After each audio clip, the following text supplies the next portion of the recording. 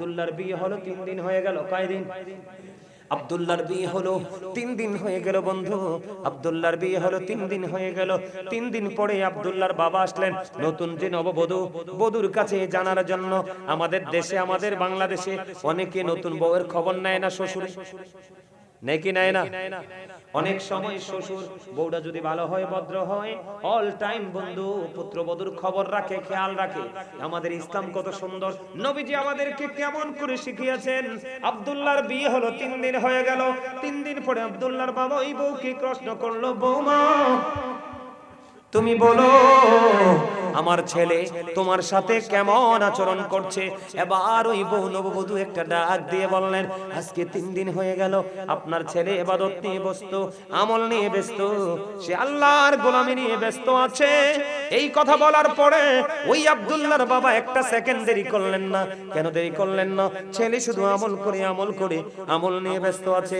আজকে 3 দিন হয়ে গেল, আমি এখনো পর্যন্ত আমার স্বামীর চেহারাটা আমি কাছে থেকে দেখিনি। এই কথা বলতে দেরি, ও বন্ধু আব্দুল্লাহর বাবা আবার বিচার নিয়ে গেলেন প্রাণের নবীর কাছে। ইয়া রাসূলুল্লাহ, ইয়া হাবিবাল্লাহ, নবী গো, আব্দুল্লাহ এক এক করে 3 দিন পার হয়ে গেল, নতুন বউ ঘরে রেখে এসেছে, মসজিদ থেকে বাড়ি যায় না, মসজিদে শুধু আমলরত অবস্থায় আছে, ইবাদতরত অবস্থায় আছে। এই কথা শুনতে দেরি, এবার প্রাণের নবী আব্দুল্লাহকে ডাকলেন। আব্দুল্লাহকে ডেকে বললেন, আব্দুল্লাহ তুমি শোনো, তুমি শুধু নামাজ পড়লেই চলবে না, মসজিদে পড়ে থাকলে চলবে না। তুমি শুধু নামাজ দিয়ে মসজিদে পড়ে থেকে আল্লাহর দিদার পাবে না, কারণ তোমার বিবির হক তোমার কাছে আছে। তোমার বিবির হক তোমাকে আদায় করতে হবে। জোরে জোরে বলুন না সুবহানাল্লাহ। মজা লাগলো না খবরটা? কথা বলেন না কেন? খবরটা মজার কিনা? মনে রাখেন, বিবিকে সময় না দিলে কিন্তু বিবি আপনার কাছে একবারে টাকা পয়সা সোনা গয়না দিয়ে যদি একবারে আপনি ওনাকে ভরেও দেন, তারপরেও কিন্তু বিবি কি করবে না? যদি আপনি বিবিকে সময় না দেন, বিবি আপনার সংসারে থাকবে? তাহলে এখানে বাস্তবতা কি হলো? বিয়ে করেছেন, বউকেও সময় দিতে হবে, বউয়ের চাহিদাও মিটাইতে হবে, তারপরে হবেন আপনি আমলদার আল্লাহওয়ালা। আপনি একটা করেছেন আরেকটা ছেড়েছেন, আপনি বাস্তবতাকে কুরবানি করে দিয়েছেন। এই আমল দিয়ে আল্লাহ রাব্বুল আলামিনের দিদার পাবেন। সূর্যটা 9 কোটি 13 লক্ষ মাইল দূরে, সূর্যের আলো পৃথিবীতে আসতে সময় লাগে মাত্র 8 মিনিট 20 সেকেন্ড। অনেক আবরণ ভেদ করে বন্ধু সূর্যের কিরণ আমার কাছে আসে। হিট স্ট্রোকে অনেক মানুষ বন্ধু মারা যায়। যাই কি যায় না? এত দূর থেকে সূর্যের আলো আসে, সইতে পারি না। কাল হাসরের দিন এটা একেবারে হাত উপরে থাকবে, গলে যাবে রে, বডি ঘামের মধ্যে ডুবে যাবে, দুর্গন্ধময় হয়ে যাবে বন্ধু পরিবেশ। তুমি কান্নাকাটি করবা, কিন্তু সেই দিনেও যুবকদের জন্য, আল্লাহ রাসূলের প্রেমিক যুবকদের জন্য সেই দিনেও আমার আল্লাহ নিয়ামত দিয়েছেন। সেই নিয়ামত হলো বন্ধু হাদিস শরীফের মধ্যে এসেছে, আপনার আমার প্রাণের নবী তিনি জানিয়ে দিয়েছে, তিনি বলে দিয়েছে, ও হরিপুরের যুবক তোমরা শোনো, আমার আল্লাহ কাল হাসরের ময়দানে আল্লাহর আরশের ছায়ার নিচে 7 শ্রেণীর মানুষের জায়গা দিবে। কয় শ্রেণী? 7টা দলকে। কয়টা দল? বলে হুজুর আরশের নিচে কেন দিবে? আসমানের নিচে কি জায়গা হবে না? সেদিন তো আসমান থাকবেই না। আল্লাহ বলেছেন সূরা ইনফিতরের শুরুতে 30 পারা, আল্লাহ বলেছেন ইদাস সামাউ ফাতারাত ওয়া ইদাল কাওয়াকিবু ইনতাসারাত ওয়া ইদাল বিহারু ফুজ্জিরাত। আকাশ বন্ধু ভেঙে চুরে যাবে, তারকাগুলো ঝরে ঝরে পড়বে, সমুদ্র উদ্বেলিত হয়ে যাবে। ও বন্ধু সেই দিন আল্লাহর আরশের ছায়া ছাড়ার কোনো ছায়া থাকবে না। আমার আল্লাহ জানিয়ে দিয়েছে রে বান্দা, তোমরা টেনশন করো না।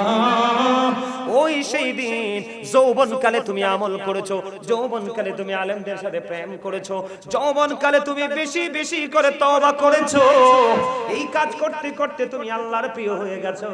আমার নবীজি জানিয়ে দিয়েছে তোমার জন্য এই 7টা দলের মধ্যে একটা দল থাকবে সেদিন আল্লাহ এবং আল্লাহর হাবিবের প্রেমিক যুবক।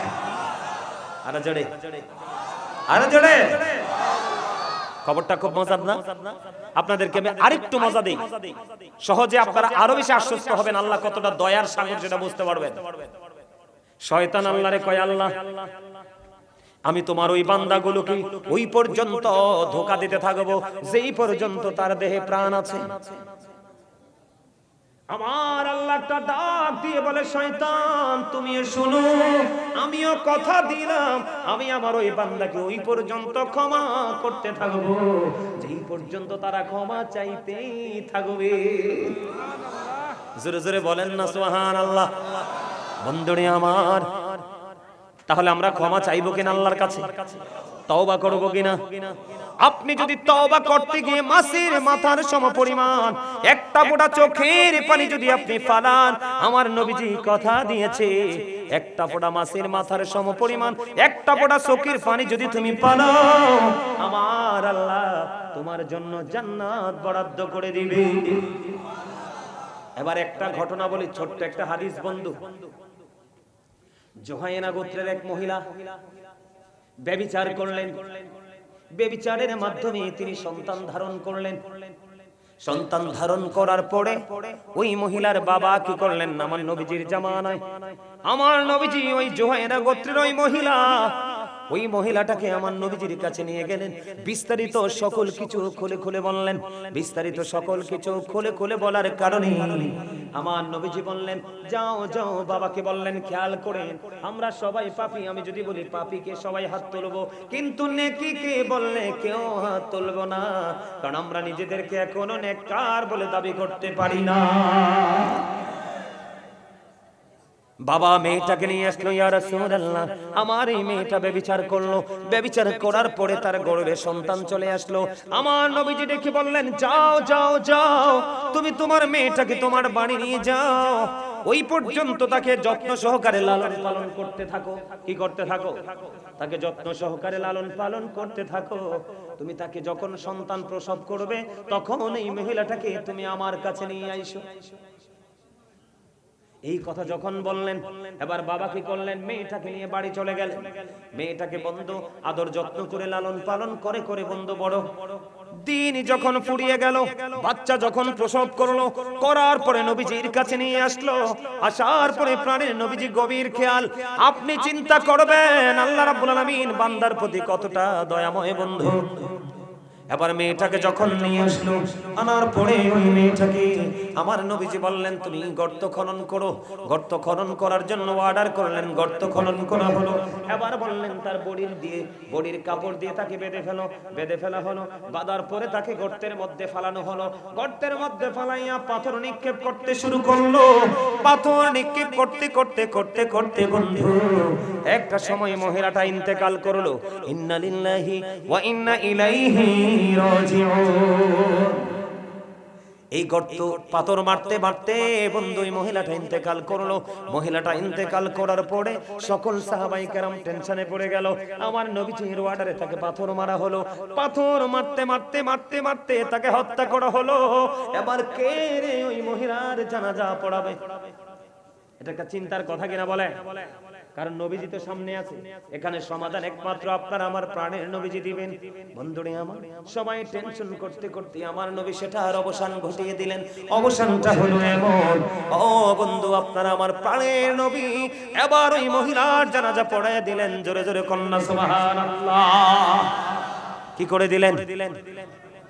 এই মহিলাটার জানাজা পড়িয়ে দিলেন। ওই মহিলাটার যখন জানাজা পড়িয়ে দিল, জানাজা পড়িয়ে দেওয়ার পরে কেউ সাহস করে না আমার নবীকে প্রশ্ন করতে, কিন্তু হযরত ওমর একটা ডাক দিয়ে বললেন, ইয়া রাসূলুল্লাহ ইয়া হাবিবাল্লাহ, নবী গো, ও প্রাণের নবী, আপনি তো বললেন তাকে পাথর মারার জন্য। পাথর মারতে মারতে মারতে মারতে তাকে হত্যা করা হলো। ইয়া রাসূলুল্লাহ এখন আমি দেখতে পাইলাম আপনি নবী তাকে জানাজা পড়িয়ে দিয়েছেন। ইয়া রাসূলুল্লাহ ইয়া হাবিবাল্লাহ, নবী গো, এটা কেমন করে সম্ভব? এবার আমার নবীজি একটা ডাক দিয়ে বললেন, তোমরা তো জানো না এই মহিলাটা এমন তওবা করেছে যে তওবাটা মদিনার জঘন্য 70 জন পাপীকে যদি ভাগ করে দেওয়া হয়, এই একটা মহিলার তওবা 70 জন পাপীর ক্ষমার জন্য যথেষ্ট হয়ে যাবে। আপনারা বলেন ওই মহিলার জানাজা আমার নবী পড়াতে পারে কি পারে না? তাহলে ব্যভিচার করে সন্তান ধারণ করলো, আমার নবীজি বললেন আল্লাহ রাব্বুল আলামিন তাকে কবুল করে নিয়েছে, এমন তওবা করেছে মদিনার 70 জন পাপীকে যদি একটা মহিলার তওবা ভাগ করে দেওয়া হয় তাহলে সকলের কি গুনাহ মাফের জন্য যথেষ্ট হয়ে যাবে। তাহলে তওবায় আমাদের দাম বাড়াবে না কমাবে? আরো জোরে বলেন, আরো জোরে। তাহলে আমরা অন্যায় করেছি, অপরাধ করেছি, অপরাধের জন্য আমরা কি করব? আল্লাহর কাছে ক্ষমা চাইব। আল্লাহর কাছে ক্ষমা চাইলে কি দাম কমে না বাড়ে? আরো জোরে বলেন, আরো জোরে। আমি আরেকটা মজার খবর আপনাদেরকে শোনাই হাদিস শরীফ থেকে। এটি কিন্তু কানো কাল্পনিক গল্প বানানো নয় বন্ধু, হাদিস শরীফ। আমার দিকে তাকান, এইটা বলে আমি আরেকটা আলোচনা, ওই যে বলেছি বাস্তবতা নিয়ে আলোচনা করব, ওই বাস্তবতা নিয়ে আপনাদের সামনে বন্ধু আজকে আলোচনা করব। আরেকটা ওয়াজ করবনি তওবানি, আরেকটা মজার জায়গা, খুব মধুর একটা হাদিস বন্ধু। একজন লোক 99টা খুন করছে। কয়টা? 99টা হত্যা খুন করার পরে একজন খ্রিস্টানের কাছে চলে গেল। তিনি একজন ধর্মযাজক ছিলেন। ওনার কাছে গেলেন, উনি বুজুর্গ ছিলেন। ওনার কাছে গিয়ে প্রশ্ন করলেন, আমি একটা একটা করে 99টা খুন করছি, আল্লাহ আমার অপরাধ ক্ষমা করবেন? উনি বললেন না। না বলতে দেরি, এবার কি করলেন তিনি? কেন না করলো? তাকেও সঙ্গে সঙ্গে হত্যা করে ফেলেছে। কয়টা হইছে? সমান সমান সমান সমান কয়টা হইছে? 100টা হইছে। 100টা হত্যা করার পরে এবার তিনি বন্ধু আরো বুজুর্গ খুঁজতেছেন। খুঁজতে খুঁজতে খুঁজতে খুঁজতে আল্লাহর একজন প্রিয় লোকের খবর পাইলেন। ওনার কাছে বিস্তারিত খুলে বললেন। খুলে বলার পরে আবার তিনি উত্তর দিয়ে দিলেন, অবশ্যই তোমার জন্য কত ক্ষমার দরজা খোলা আছে রে, কিন্তু এই ক্ষমাটা তোমাকে কেমন করে চাইতে হবে? তুমি যেখান থেকে এসেছো সেখানে আর ফিরে যেতে পারবে না, কারণ সেখানের মানুষগুলো খারাপ। আমি এমন একটা জায়গার ঠিকানা তোমাদেরকে দিব, এমন একটা জায়গার ঠিকানা আমি তোমাদেরকে দিব, ওই ঠিকানা মোতাবেক তুমি চলে যাবে, তাদের সাথে থাকবে, আল্লাহর গোলামি করবে, আল্লাহ রাব্বুল আলামিন তোমার তওবা কবুল করবে, তোমাকে ক্ষমা করে দিবে। জোরে জোরে বলুন না সুবহানাল্লাহ। এবার তিনি কি করলেন? ওই বুজুর্গ লোকের কথা শুনে তিনি হাঁটতে হাঁটতে বন্ধু যেখান থেকে এসেছেন ওই রাস্তা অতিক্রম করে তিনি উল্টা দিকে যেই দিকে দেখিয়ে দিলেন সেই দিকে তিনি চলতে শুরু করলেন।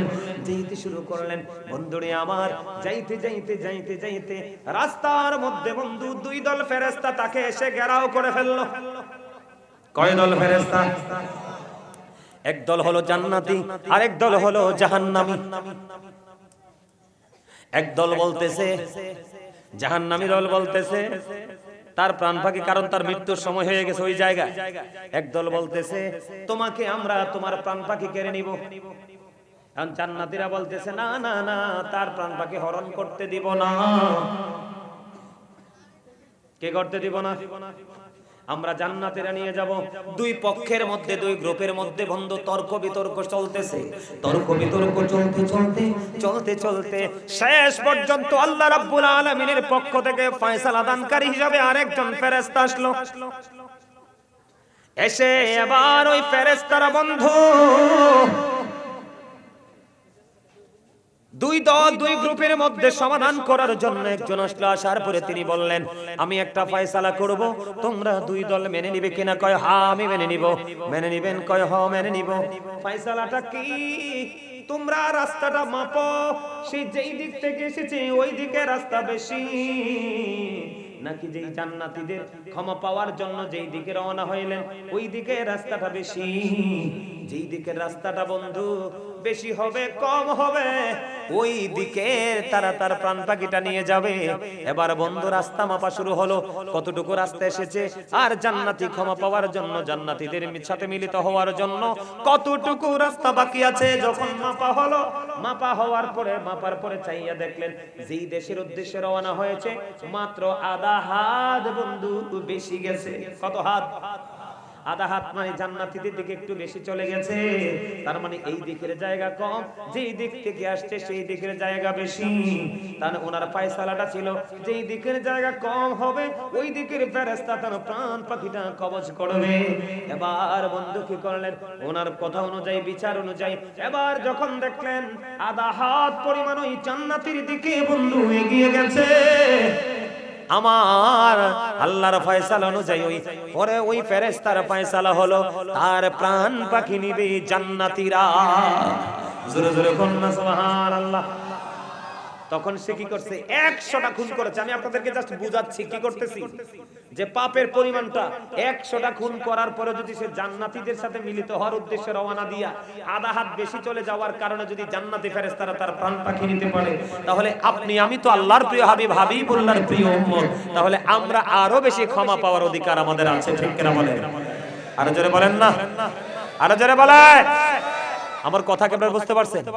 ওই ওয়াজটা করছি মা বোনদের জন্য, কোন জন্য? ওই হাদিসটা বলেছি যে সে ব্যভিচার করেছে, তারপরেও আল্লাহ রাব্বুল আলামিন তাকে কি করেছে, ক্ষমা করে দিয়েছে। তাহলে আমরা তো অত জঘন্য পাপ করি নাই, তাহলে আমরা ক্ষমা পাবো এই প্রত্যাশা আমাদের আছে না নাই? আরো জোরে বলেন আছে না নাই? 100% আছে, আছে না? ওই যেটা আমি বলতেছিলাম বন্ধু, আপনাদেরকে ক্ষমার জায়গাটা একটুখানি পরিচয় করিয়ে দিলাম, আপনারা একটুখানি বুঝে নেবেন। ও বন্ধু আমার দিকে আপনারা তাকান, আমি বলেছিলাম জাহান্নামীদের জন্য কত ধরনের বন্ধু অপরাধ, কত ধরনের সাজা। বন্ধুরি আমার বলছে রাতের পোলটা 30,000 বছরের রাস্তা হবে, কত হাজার? 30,000 বছরের রাস্তা হবে। চুলের চাইতে চিকন হবে, হীরার চাইতে ধার হবে। উপরের দিক থেকে আগুন জ্বলন্ত, নিচের দিক দিয়ে আগুন উদিত। ও বন্ধু ফুলছে রাতের পোল যদি তুমি পার হতে না পারো, নিচে জাহান্নাম, তোমাকে জাহান্নামে চলে যেতে হবে। জোরে জোরে কন্যা নাউজুবিল্লাহ। আপনার জন্য আরো ভয়ঙ্কর খবর বন্ধু, পাপীদের জন্য প্রত্যেকের কবর থেকে ওই হাসরের ময়দান কমপক্ষে 50,000 বছরের রাস্তা হবে। কেমন করে বন্ধু তুমি যাবে? যদি তুমি মুমিন হও, আল্লাহ রাসূলের প্রেমিক হও। এই যে এটা মেরাজের চাঁদ, কিসের চাঁদ? আগামী 27 তারিখে মেরাজ উদযাপন করব আমরা, ঠিক কিনা বলেন? মেরাজের গুরুত্ব আছে না নাই আমাদের কাছে? আরো জোরে বলেন। আমরা মেরাজ করব কি করব না? আপনারা করবেন না মেরাজ? মেরাজের রাত্রিতে উদযাপন করবেন না? আওয়াজ এত ছোট কেন? আপনাদের এখানে হয় না মেরাজ উদযাপন হয় না? আরে মিয়া, মুসা নবী আল্লাহরে দেখতে চাইলো, আল্লাহ ডাইরেক্ট নিষেধ করে দিয়েছে। মুসা কয় রব্বি ইয়ারনি, আল্লাহ কয় লান তারানি।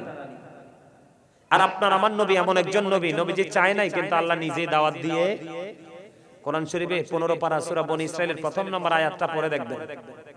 আল্লাহ যে আল্লাহর হাবিবকে দাওয়াত করে নিচে 4-5 বরকতময় করে দিয়েছে। কেন? আল্লাহ কয় আমি আমার হাবিবকে যেন আমার নিদর্শনগুলো দেখাতে পারি। সুবহানাল্লাহ বলেন, আরে জোরে বলেন। বন্ধুরে আমার, আপনি যদি মুমিন হন, আপনি যদি আল্লাহওয়ালা হন, আপনি যদি আল্লাহর প্রিয় বুজুর্গ বান্দা হন, তাহলে বন্ধু আপনার জন্য হাসরের ময়দানে যাওয়ার জন্য 50,000 বছর রাস্তা পার হওয়ার জন্য আপনার জন্য জান্নাতি বাহন বরাদ্দ থাকবে। আর যদি পাপী হন, আপনাকে ওই 50,000 বছর রাস্তা হেঁটে হেঁটে যেতে হবে। তাহলে পাপীদের, মোট কথা হলো পাপীদের কোনো উপায় নেই। আমরা পাপী হয়ে কবরে যেতে চাই না, আমরা কি করতে চাই? জান্নাতি হয়ে কবরে যেতে চাই, আল্লাহর প্রিয় হয়ে কবরে যেতে চাই। এখন আসেন, এত সাজা কেন? ওই যে আমি বলেছি, আল্লাহ তো বলেছে আমাদেরকে সুন্দর করে বানাইছে, আল্লাহ তো বলেছে আমাদেরকে আল্লাহর মন মতো করে বানাইছে, কিন্তু এত কঠোর সাজার কারণ কি? এত কঠোর সাজা দিবেন কেন? এটার কারণ হলো, আমার দিকে তাকান, আল্লাহ বলেছেন সূরা ইউনূসের 44 নম্বর আয়াতে আল্লাহ বলেছেন, ইন্নাল্লাহা লা ইয়াযলিমুন নাসা শাইআন ওয়ালাকিন্নান নাসা আনফুসাহুম ইয়াযলিমুন। আল্লাহ বলেছেন আল্লাহর বান্দার উপর জুলুম করে না, অত্যাচার করে না, বান্দা নিজেই নিজের উপর বন্ধু অত্যাচার করে। জোরে জোরে কন্না নাউজুবিল্লাহ। আল্লাহ বলেছেন আল্লাহু লা ইউহিব্বুজ জালিমিন। আল্লাহ বলেছে আল্লাহর বান্দার উপর যারা জুলুম করে, নিজের উপর নিজে, আল্লাহ জালেমদেরকে পছন্দ করে না, ভালোবাসে না। আল্লাহ বলেছেন ওমাদিজ জালিমিনা মিন আনসার। জালেমরা যখন বিপদে পড়ে যায়, আল্লাহ তাদের জন্য কোনো সাহায্যকারীও রাখে নাই। জোরে জোরে কন্না নাউজুবিল্লাহ। তাহলে দোষ, অপরাধের জন্য আমরা দোষ কাউকে দিতে পারি না, নিজের দায় নিজেকে নিতে। কি লাভ হবে আমি অন্যজনকে দোষে, সব পেয়েছি আমি আমার আপন কর্ম দোষে। ঠিক কিনা বলেন? তাহলে আমরা জাহান্নাম থেকে বাঁচতে চাই কি চাই না? যদি বাঁচতে চাই, আমি আমার আলোচনায় ঢুকতে চাই, বাস্তবতায় ঢুকতে চাই। আমার নবী কি উত্তম চরিত্র ছিল না?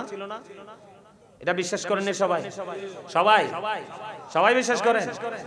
আপনি যারা বিশ্বাস করেন না তাদেরকে বলি, কোরআন শরীফের 29 পারা সূরা কলাম খুলে দেখবেন, আল্লাহ বলেছেন ওয়া ইন্নাকা লাআলা খুলুকিন আযীম।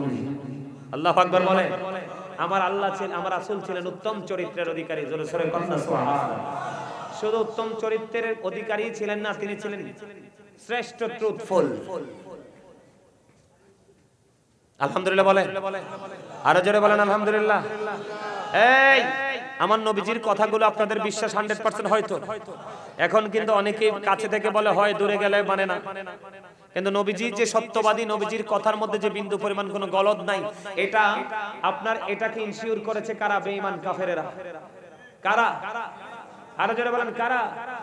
ইহুদিরা বলেছেন হি ওয়াজ ভেরি ট্রুথফুল। নবী ছিলেন শ্রেষ্ঠ সত্যবাদী। আওয়াজ করে বলেন সুবহানাল্লাহ। আরো জোরে বলেন না সুবহানাল্লাহ। বন্ধুরে আমার দিকে তাকান। এই যে বাস্তবতাটা তুমি আজকের স্টেজ দিয়ে শুরু করি, আমরা যখন ওয়াজে যাই, ওয়াজ করি, জুম্মার দিনে যখন বন্ধু ইমাম সাহেব, খতিব সাহেব যখন জুম্মার বয়ান করে, আপনারা দেখবেন অনেকেই বন্ধু অমনোযোগী হয়। মনোযোগটা থাকে না, আছে না নাই? মনোযোগ থাকে না। এই মনোযোগ না থাকার কারণে, ও বন্ধু, এই মনোযোগটা না থাকার কারণে মানুষের দুনিয়ার কাজও ভালো হয় না, আল্লাহর গোলামিও ভালো হয় না। মানে গোলামিটাও সঠিকভাবে করা হয় না, দিন দুনিয়ার কাজটাও ভালোভাবে করা হয় না। বন্ধুরে আমার দিকে খেয়াল করেন। আমার নবী, আপনার নবী, দু জাহানের বাদশা নবী রাহমাতাল লিল আলামিনের কাছে একদিন এক ইহুদি আসলেন দিন সম্পর্কে শিক্ষা নেওয়ার জন্য। ওই ইহুদি আসলেন ওট নিয়ে যখন ওই ইহুদি আসলো, আসার পরে নবীজির দরবারে বসলেন। নবীজি আবার বয়ান দিচ্ছেন। বন্ধুরে আমার, কথা বলে না, কথা বলো কেন? এটা কি কথা বলার জায়গা? হ্যাঁ, টুপি কই তোমার? টুপি কই? এই যে দেখছেন, ওই যে বলছি না, হ্যাঁ বাইতি তো তুই আসবো, দোষ তো ওদের না, ওদের দোষ না তো, দোষ তো বাবা মা। কার দোষ? আর যারা বলেন বাবা মার দোষ, কারণ বাবা মা তার সন্তানের দায়িত্ব যত্ন সহকারে পালন করে। কিন্তু every parent should take care their children very carefully. প্রত্যেকটা পিতামাতার উচিত তাদের সন্তানের দায়িত্ব যত্ন সহকারে পালন করা। আর আমরা সন্তান হিসাবে we should Obi our parents. আমাদের প্রত্যেকের উচিত আমাদের পিতামাতাকে মান্য। বাবা মা যদি সঠিক শিক্ষাটা দিত, তাহলে কিন্তু ছেলেটার পকেটে যেমনি মোবাইলটা আছে, তেমনি কিন্তু টুপিটাও থাকতো। মোবাইল থাকে কিন্তু টুপি থাকে। এটা আমাদের জন্য মুসলমান হিসেবে অত্যন্ত লজ্জাজনক বিষয়। কি বিষয়? অত্যন্ত লজ্জাজনক বিষয়। আমার দিকে তাকান। আমি আমার যে মূল আজকের আলোচনা, আমি সেই দিকে বন্ধ যাইতে চাই। আমার নবী, আপনার নবী, দু জাহানের বাদশা নবী রাহমাতুল লিল আলামিন, তিনি বন্ধু জানিয়ে দিয়েছেন। আমার দিকে তাকান। এক ইহুদি আসলেন আমার নবীজির কাছে দ্বীনের শিক্ষা নেওয়ার জন্য। এবার ইহুদি আসলেন একটা উট নিয়ে। আমার নবীজির সামনে যখন বসলেন, বসার পরে নবীজি বন্ধু দ্বীনের সম্পর্কে দাওয়াত দিচ্ছে। কিন্তু নবীজি যে কথাগুলো বলছে, ওই কথাগুলোর মধ্যে বন্ধু ওই ইহুদির মন নাই। ইহুদি কি করতেছেন? একবার নবীজির দিকে তাকায়, আর একবার বন্ধু তার ছাড়া উটের দিকে তাকায়, একবার আমার নবীজির দিকে তাকায়, আর একবার বন্ধু ছাড়া, একবার আমার নবীজির দিকে তাকায়, আর একবার বন্ধু ওই ছাড়া উটের দিকে তাকায়। নবীজি দেখতে পাইলেন যে তার আমার দিকেও তার খেয়াল, তার উটের দিকেও খেয়াল, একসাথে দুই দিকে খেয়াল করার কারণে বন্ধু তার দ্বীনের সম্পর্কে শিক্ষাটা হচ্ছে। এবার আমার নবীজি তাকে ধমক দিলেন না, তার প্রতি বিরক্ত হলেন না, তার প্রতি রাগান্বিত হলেন না। আমার নবীজি একটা ডাক দিয়ে বললেন, তুমি তোমার ওই ওটটাকে বেঁধে আসো। কি করে আসো? এখানে বাস্তবতাকে নবী মূল্যায়ন করেছে কিনা? বলে হুজুর বাস্তবতা কোনটা? বাস্তবতা হলো বন্ধু ওই মরুচারীদের জন্য গুরুত্বপূর্ণ অর্থনৈতিক ভূমিকা রাখতো বন্ধু লালন। এই মরুচারীদের জন্য গুরুত্বপূর্ণ সম্পদ ছিল বন্ধু ওট। এই জন্য আমার নবী তার সম্পদকে সুরক্ষিত করতে বলেছেন। তার কারণ হলো ওটটা ছাড়া ছিল, ওটটা ছেড়ে দিলে এইটা যদি মনের অজান্তে অন্য কোনো গন্তব্যে, অজানা গন্তব্যে চলে যায়, এই জন্য আমার নবীজি বলেছেন তুমি তোমার সম্পদকেও সুরক্ষিত করো এবং তুমি তোমার দ্বীন সম্পর্কে যে শিক্ষা নিতে এসেছো তুমি শিক্ষাটাও নিয়ে যাও। পরে ওই ইহুদি ও বন্ধু ওটটাকে বেঁধে পড়ে নবীজির বক্তব্য শুনলেন। জুড়ে জুড়ে কন্যা সুবহানাল্লাহ। আজকে যে আপনি জান্নাতের বাগানে এসেছেন এটার সাথে एग्जांपल হলো এই মাহফিল বছরে সম্পদ আপনাকে যেই কাজ, আপনাকে যেই চিন্তা আজকের মনোযোগ থেকে দূরে রাখবে, আপনি একজন মুমিন হিসাবে আমার রাসূলের শিক্ষা অনুযায়ী আপনার উচিত হলো বন্ধু আপনার কি করা? যেই টেনশনটা আপনাকে এই জায়গা থেকে দূরে রাখবে ওই টেনশনটাকে মিটিয়ে তারপরে এসে বসা। তার মানে আপনি আমলকে আমলের মতো করেন, ওই আপনার যে টেনশন আপনাকে যে জিনিসটা বিচলিত করে ওইটাকে আপনি ফ্রি করে দিয়ে আসেন। জোরে জোরে বলেন সুবহানাল্লাহ, আরো জোরে বলেন না সুবহানাল্লাহ। বন্ধুরে আমার দিকে তাকান, বাস্তবতাকে আমার নবী কেমন করে মূল্যায়ন করেছে। আমাদের দেশে দেখবেন কিছু মানুষ আছে শুধু বন্ধু নামাজ দিয়া, শুধু কোরআন তেলাওয়াত নিয়ে, শুধু সফর নিয়ে ব্যস্ত থাকে। তার স্ত্রী আছে, সন্তান আছে, মা বাবা আছে, কারোর কোনো গুরুত্ব রাখে না। আছে না নাই? কথা বলেন না।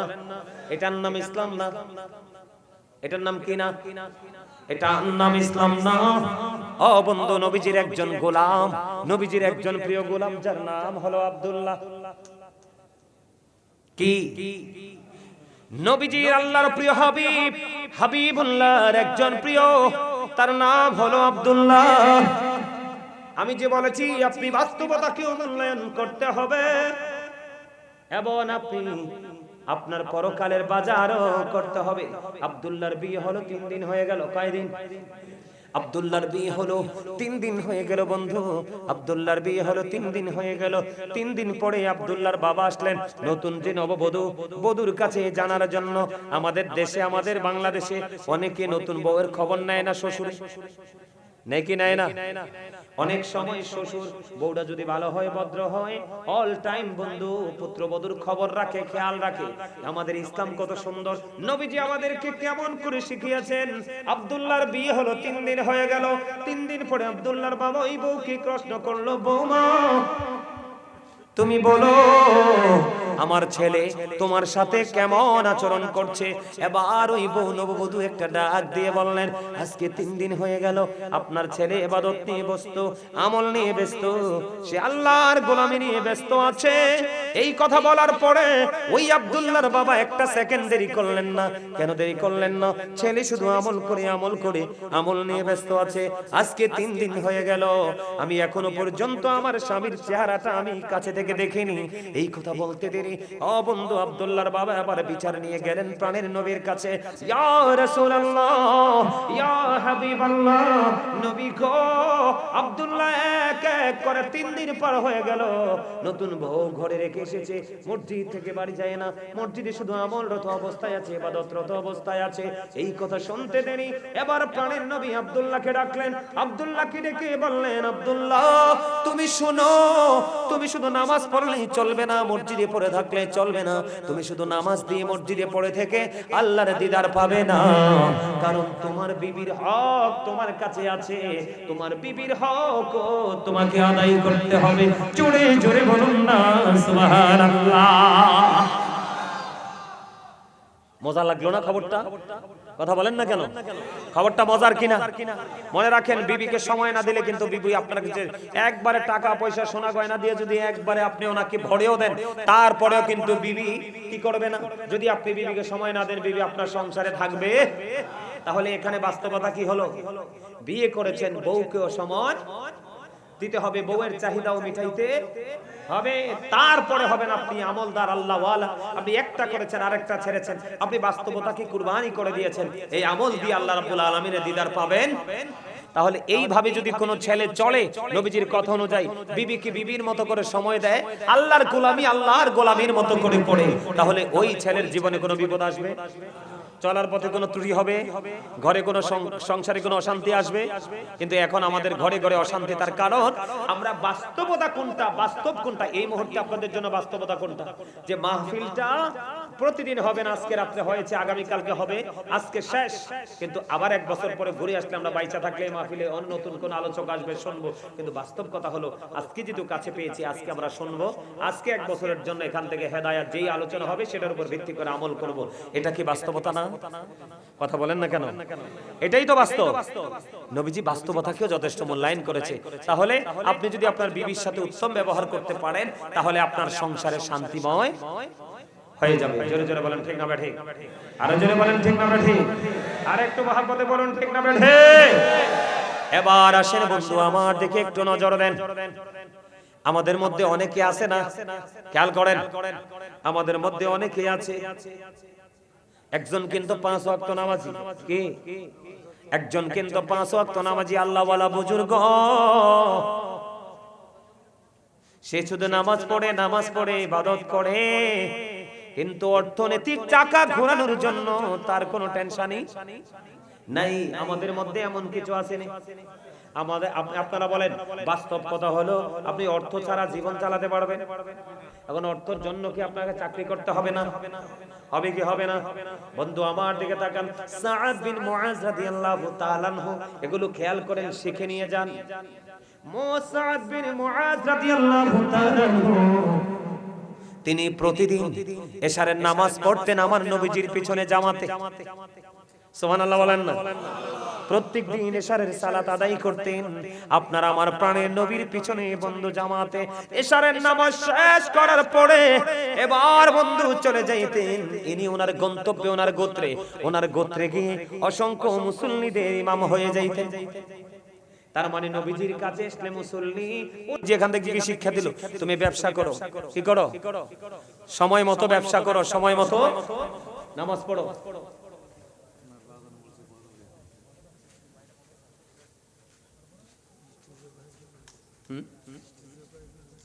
সুবহানাল্লাহ বলেন।